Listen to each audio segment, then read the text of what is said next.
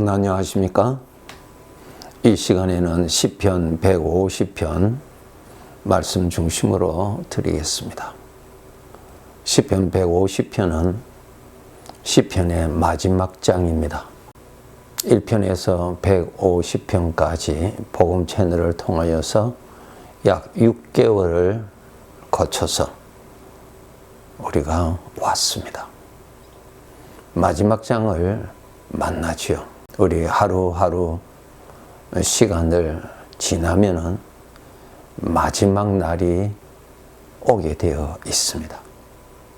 지금으로는 오늘 지나면은 내일이 있을 것에 대해서 전혀 염려하지 아니하고 살고 있지만은 언젠가는 이 세상에서 살 수 있는 마지막 날이 다가오고 있는 것을 우리는 다 만날 수가 있습니다.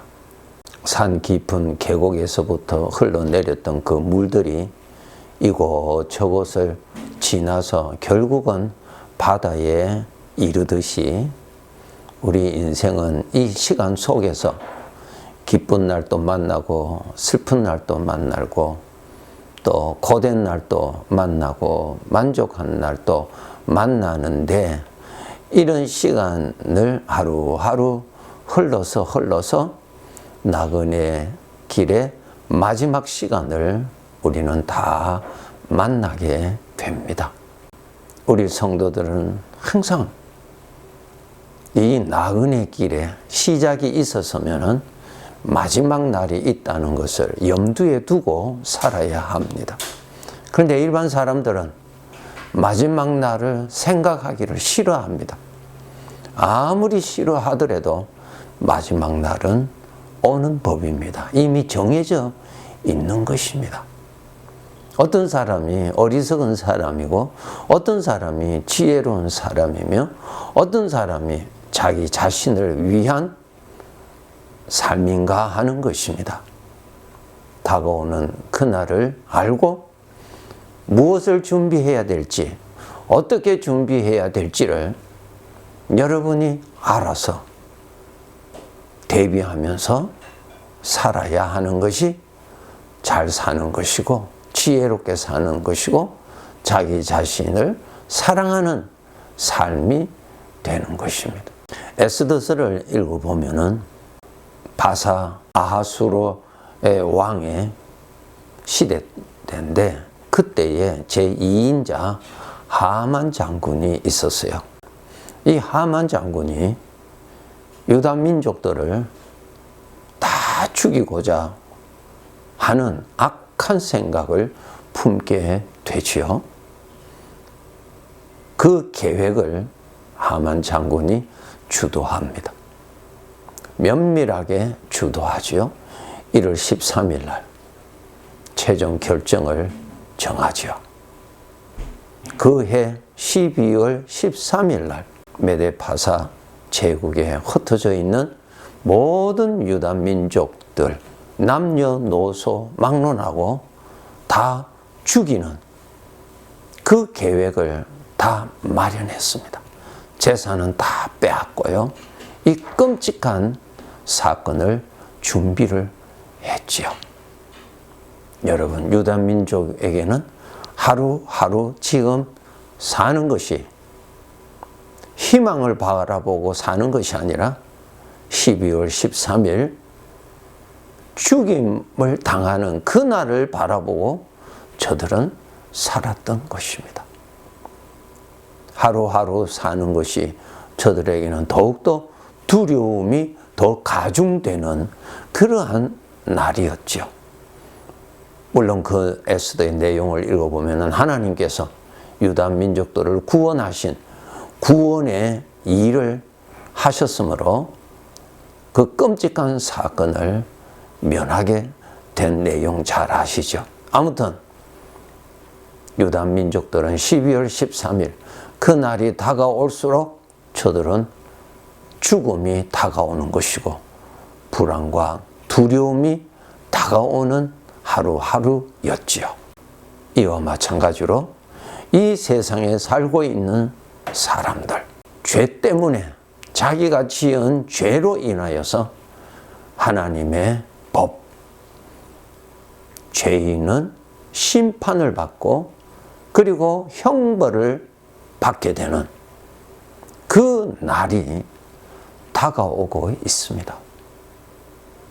이 나그네 삶을 마치면은 히브리서 9장 27절에 사람은 죽는 것은 한 번 정해져 있지만은 그 다음에는 그가 이 세상에서 어떻게 살았느냐 하는 죄의 심판을 받는다 그랬습니다. 그러면 죄인은 형벌을 받게 되어 있지요. 우리 성도들 알아야 돼요. 이 세상 사람들은 지금 하루하루 살아가는 이 삶을 정말 모든 것을 주관하시는 하나님의 계획 안에서 보면은 무서운 죄의 형벌의 날에 다가가고 있는 것입니다. 그러나 본인들은 모르고 삽니다. 어떤 사람은 이러한 내용을 알려주었을 때 오히려 그것을 조롱하고 무시합니다. 아무리 조롱하고 무시하더라도 그날은 다가오고 있습니다.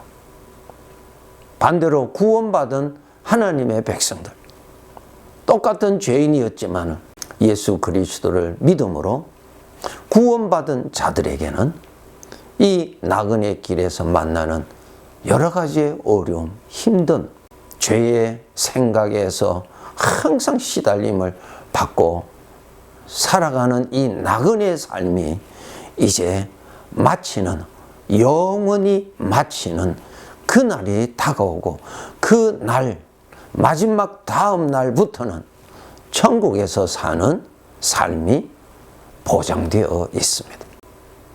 우리 성도들 멀리 바라보고 살아야 됩니다.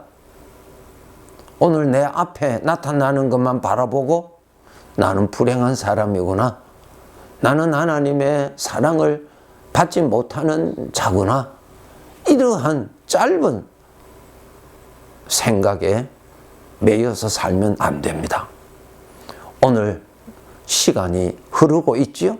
시간이 흐르고 있다는 말은 마지막 날로 지금 마지막 날이 점점 다가오고 있다라고 하는 증거입니다. 이 시간 속에서 우리가 살고 있잖아요. 시간은 전능자의 능력입니다. 농부가 봄이라고 하는 시간에 씨를 뿌리면은 시간이 흐르죠. 시간이 흐르는 가운데서 전능자께서 일을 하시죠. 싹이 나게 하고요. 그 다음에 거기에서 열매 맺게 하죠. 시간 속에서 하잖아요. 그 시간 속에서 하나님이 일을 하시는 것입니다.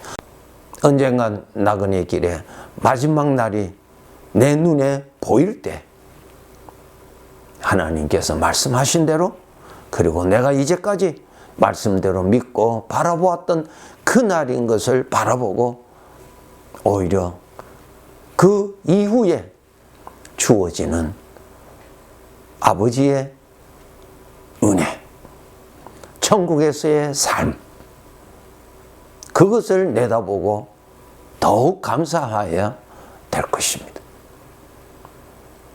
시편의 제목이 무엇이라고 말씀드렸나요?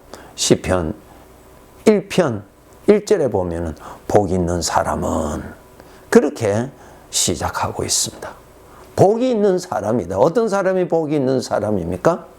이 나그네의 삶을 마지막 날이 무서운 형벌을 받는 날이 아니라 무서운 두려움과 절망과 모든 것을 빼앗기는 그러한 날이 아니라 이 나그네 길의 마지막 날이 복이 되는 사람, 이 세상의 마지막 날이 죄악된 것에서 완전히 벗어나서 나 있는 곳에 너희도 있게 하리라고 하는 천국에 들어가는 날이 되는 사람이 복이 있는 사람이에요. 일시적인 이 세상의 복은 성경에서 기록되어 있는 대로 풀의 꽃과 같아서 잠깐 만족하고 아름답고 복이 좋지만은 시간의 흐름 속에서 그것은 다 없어집니다. 영원한 것이 아니라 그 말입니다. 나는 영원히 사는데 이 세상의 복이라고 하는 것은 영원히 가지를 안 해요. 여러분 만족했던 것이 지금도 계속 만족해요? 아니잖아요. 사람은 영원한 존재인데 영원한 복을 만나야지요.